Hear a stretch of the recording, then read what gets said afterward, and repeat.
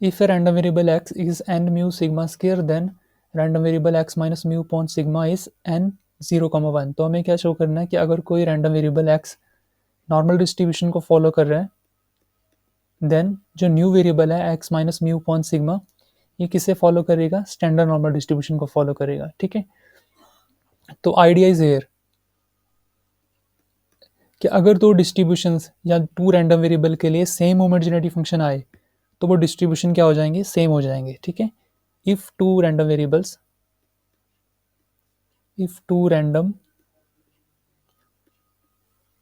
Variables have same homogeneity function, then they follow same distribution। ठीक है, तो वही डिस्ट्रीब्यूशन फॉलो करेंगे दोनों। ठीक है, तो हमारे पास हमें पता है कि x किसे फॉलो कर रहा है? नॉर्मल डिस्ट्रीब्यूशन को फॉलो कर रहा है। तो हमें प्रूव करना है जो न्यू वेरिएबल है y, इसे कहते हैं y x minus mu upon sigma, ये किसे फॉलो करेगा? स्टैंडर्ड नॉर्मल डिस्ट्रीब्यूशन को फॉलो करेगा। तो सबसे पहले हम देख लेते हैं जो होमोजेनिटी फंक्शन है वो स्टैंडर्ड नॉर्मल डिस्ट्रीब्यूशन के लिए क्या है। तो जनरल डिस्ट्रीब्यूशन के लिए homogeneity function is e raise to the power at plus 1/2 of b square t square. यहाँ पे जो a है वो किसके इक्वल है? मीन के इक्वल है, और b किसके इक्वल है? स्टैंडर्ड डेविएशन के इक्वल है। So a can be written as mu and b can be written as sigma. So homogeneity function will be e raise to the power mu t plus 1/2 of sigma square T square. Okay, but जो standard normal distribution है उसके लिए mean की value क्या है? 1 के equal है, mean की वैल्यू 0 है, और जो स्टैंडर्ड डेविएशन है या सिग्मा है वो किसके इक्वल है? 1 के इक्वल है। तो यहाँ से जो होमोजेनिटी फंक्शन है स्टैंडर्ड नॉर्मल डिस्ट्रीब्यूशन, ये किसके इक्वल हो जाएगा? e raise to the power T square divide by 2। अब हमारी टास्क क्या है कि जो y है उसका जो होमोजेनिटी फंक्शन है अगर स्टैंडर्ड नॉर्मल डिस्ट्रीब्यूशन के इक्वल आ जाए, यानी कि वो भी क्या आ जाए? e raise to the power T square divide by 2, तो हम कह देंगे कि y किसे फॉलो कर रहा है? स्टैंडर्ड नॉर्मल डिस्ट्रीब्यूशन को फॉलो कर रहा है। ठीक है, तो स्टार्ट कर रहे हैं होमोजेनिटी फंक्शन ऑफ y से। So basic definition is expectation of e raise to the power T Y. ठीक है, तो put y equal to x minus mu upon sigma, so it will be expectation of e raise to the power t times x minus mu upon sigma. ठीक है, तो इसे simplify कर लेंगे। So it will be e raise to the power expectation of e raise to the power tx divide by sigma minus t mu divide by sigma. So इस expression में ना जो t mu divide by sigma ये constant number है, तो इसे हम can be written as e raise to the power tx divide by sigma into e raise to the power minus T mu divide by sigma. और expectation में अगर constant number हो तो वो सेपरेट हो जाएगा, तो यहाँ से हो जाएगा e raise to the power minus T mu divide by sigma into expectation of e raise to the power t divide by sigma into X. तो अगर हम ये एंड वाले एक्सप्रेशन को देखें, ये क्या है? Expectation of t divide by sigma into x है।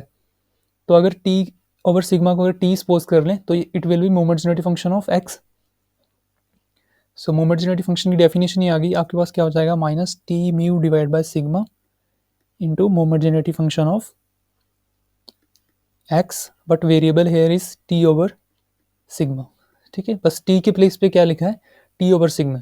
और जनरल डिस्ट्रीब्यूशन के लिए होमोजेनिटी फंक्शन की वैल्यू क्या है? e raise to the power t mu divide by sigma into, तो यहाँ पे क्या लिख देंगे? e raise to the power mu t लिखना है तो mu into T divide by sigma plus 1/2 of sigma square into T square लिखना है तो T divide by sigma whole square लिख देंगे।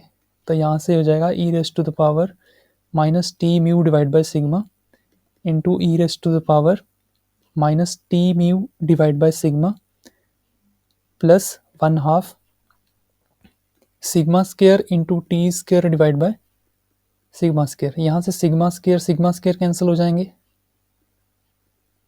ओके, तो जो एक्सप्रेशन है वो बन जाएगा e raise to the power minus T mu divide by sigma plus T mu divide by sigma plus T square divide by 2। तो एक्सपोनेंट ऐड कर दिए हमने, तो यहाँ से ये फिर से कैंसिल हो जाएंगे टर्म्स, तो आपके पास क्या हो जाएगा, ये किसके इक्वल आ जाएगा, e raise to the power T square divide by 2, which is moment generative function of standard normal distribution.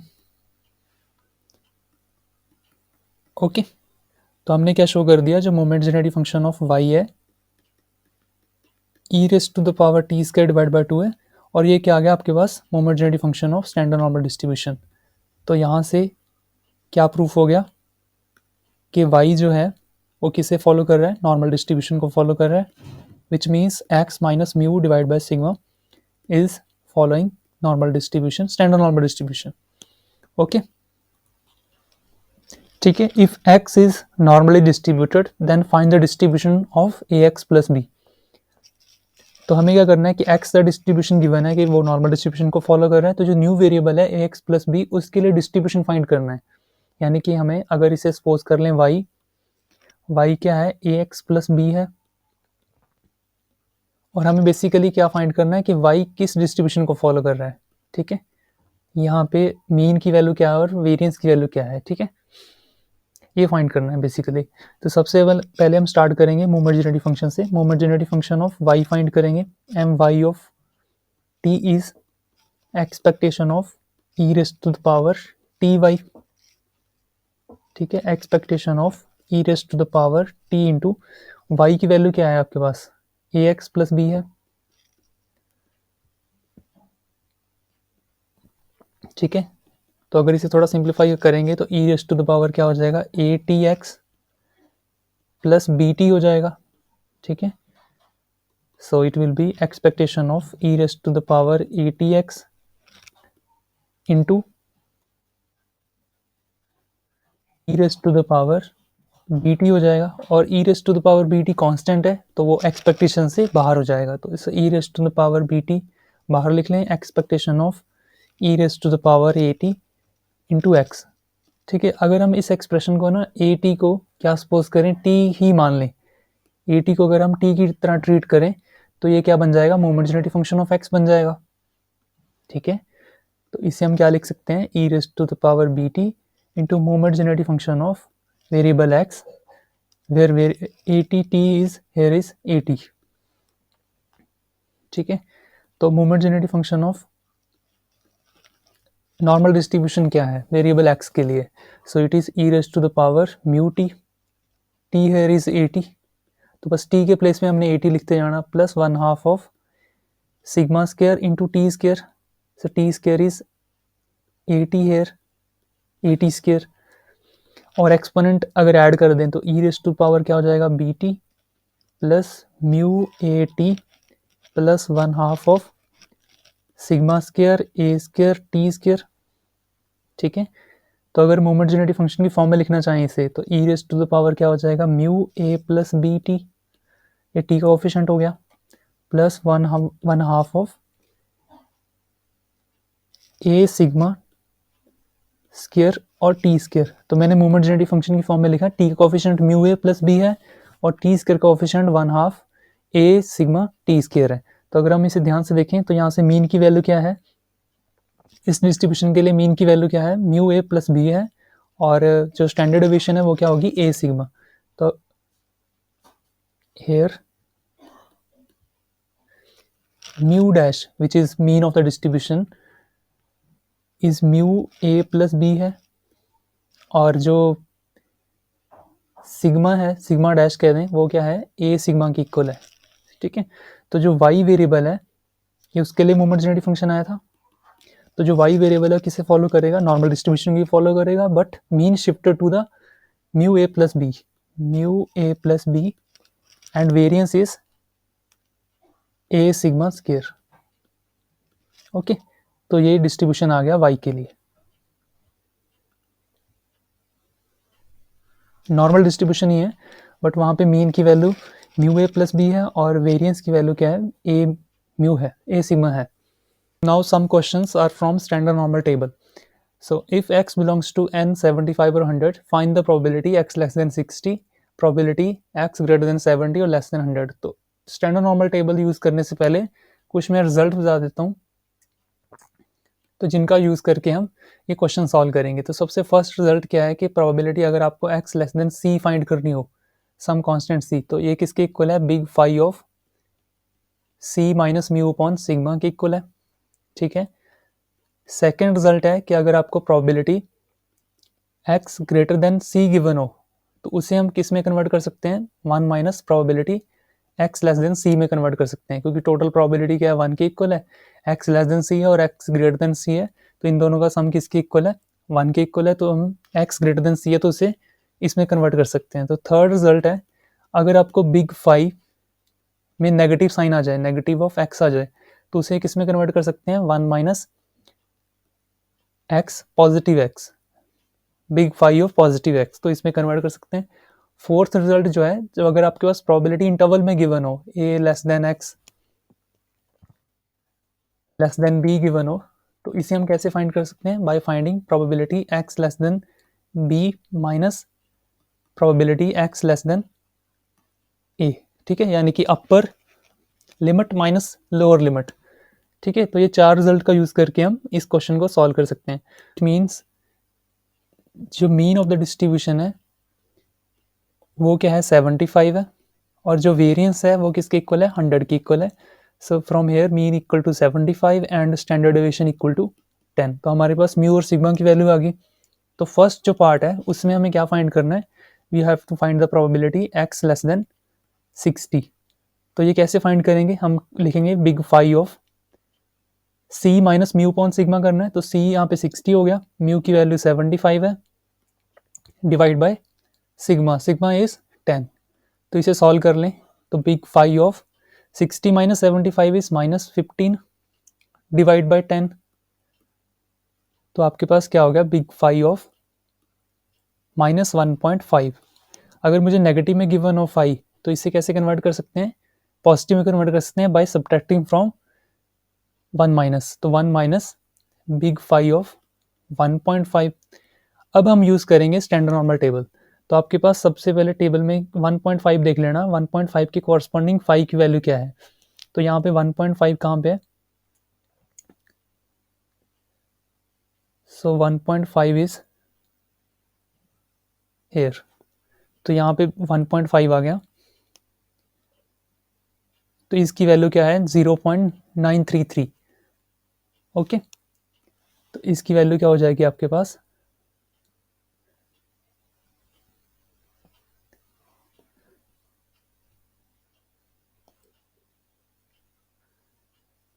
तो हम यहाँ पे क्या पुट कर देंगे, 1 minus 0.933, so which is equal to 0.67। ठीक है, तो ये आपके पास आंसर आ गया। आई थिंक थोड़ा समझ आ गया होगा। नेक्स्ट जो पार्ट है वो हमें क्या फाइंड करना है, प्रोबेबिलिटी x ग्रेटर देन 70 और लेस देन 100। ठीक है, तो इसे कैसे फाइंड करेंगे, हम फाइंड करेंगे probability x less then 100 minus probability x less then 70। तो यूजिंग बिग फाई, तो यहाँ से बिग फाई ऑफ c क्या हो गया, 100 हो गया, तो c 100 minus 75 divide by 10 minus यहाँ पे हो जाएगा big phi of 70 minus 75 divide by 100, sorry 10। तो यहाँ से जो वैल्यू है ये किसकी इक्वल हो जाएगी, बिग फाई ऑफ 70, ये 2.5 हो गया, माइनस बिग फाई ऑफ, ये आपके पास क्या हो जाएगा, 5 माइनस 0.5, फाई ऑफ 2.5। अगर आपके पास नेगेटिव में हो तो क्या यूज़ करें, 1 माइनस बिग फाई ऑफ 0.5। ठीक है, so it is phi of 2.5 minus 1 plus big phi of 0.5। ठीक है, तो ये क्या हो जाएगा, phi of 2.5 plus big phi of 0.5 minus 1। तो हमें यहाँ पे 2.5 की वैल्यू देखनी है टेबल से और 0.5 की वैल्यू देखनी है। 2.5 कहाँ पे है, 2.5 इज हेयर, 2.5 ये हो जाएगी वैल्यू 0.994, और जो आपके पास क्या है 0.5 उसकी वैल्यू क्या है 0.691। तो ये हो गया आपके पास 0.994 माइनस प्लस 0.691 माइनस 1, इसे सॉल्व कर लेंगे तो इसकी वैल्यू क्या आ जाएगी आपके पास 0.685। ओके, आई थिंक थोड़ा समझ आ गया टेबल से कैसे यूज़ करना है। प्रॉब्लम में हमारे पास मोमेंट जेनरेटिव फंक्शन गिवन है 3t प्लस ए स्क्र, और हमें क्या फाइंड करनी है, probability -1 less than x less then 9, ये एक्सप्रेशन फाइंड करना है। तो सबसे पहले ना हम मीन और वेरिएंस फाइंड करेंगे, ठीक है, थ्रू मोमेंट जेनरेटिव फंक्शन। तो मोमेंट जेनरेटिव फंक्शन अगर नॉर्मल डिस्ट्रीब्यूशन फॉलो कर रहा है तो उसके लिए क्या होएगा, e raise to the power mu t plus 1/2 sigma square t square, ठीक है। तो अगर इससे कंपेयर करें हम तो म्यू की वैल्यू हमें 3 दिख रही है और 1/2 ऑफ सिग्मा स्क्र की वैल्यू क्या गिवन है, 8 के इक्वल गिवन है। तो सिग्मा स्क्र की वैल्यू 16 हो जाएगी, सिग्मा की वैल्यू क्या आएगी 4। तो हमने मीन और वेरिएंस फाइंड कर ली सबसे पहले, ठीक है। अब हम यूज़ करेंगे इनक्वालिटी वाली प्रॉपर्टी, -1 से x लेस ग्रेटर हो और 9 से लेस हो। तो इसे कैसे लिख सकते हैं, probability x less then 9 minus probability x less then -1। तो हमने वो प्रॉपर्टी यूज़ कर ली। अगर हम इसे बिग फाई की फंक्शन की लिखना चाहें तो कैसे लिखेंगे, big phi of c minus mu upon sigma.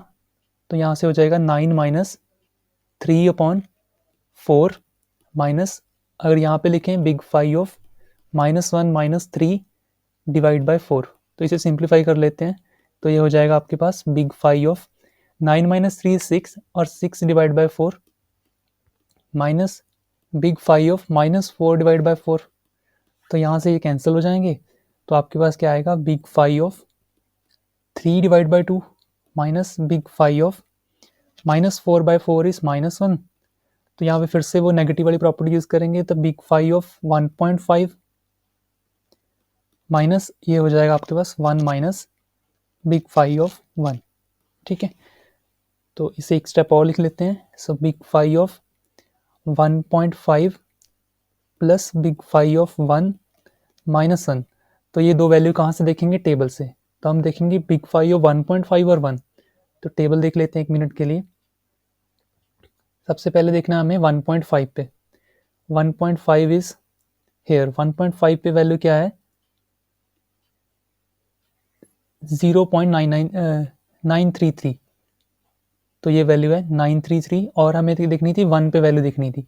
तो 1 यहाँ पे, 1 पे वैल्यू क्या गिवन है 0.841। तो 0.933 एंड 841, तो ये यूज़ कर लेंगे। तो यहाँ से ये वैल्यू हो जाएगी आपके पास 0.933 प्लस 0.841 माइनस 1। इसे सॉल्व कर लें तो यहाँ से ये हो जाएगा 0.933 0.841, 4 प्लस 3 प्लस 1 4 7, 8 प्लस 9 इज 17, 1.7 इसमें से 1 माइनस कर दें तो ये हो जाएगा 0.774। तो ये अपना आंसर आ गया। Okay, so it is our final answer.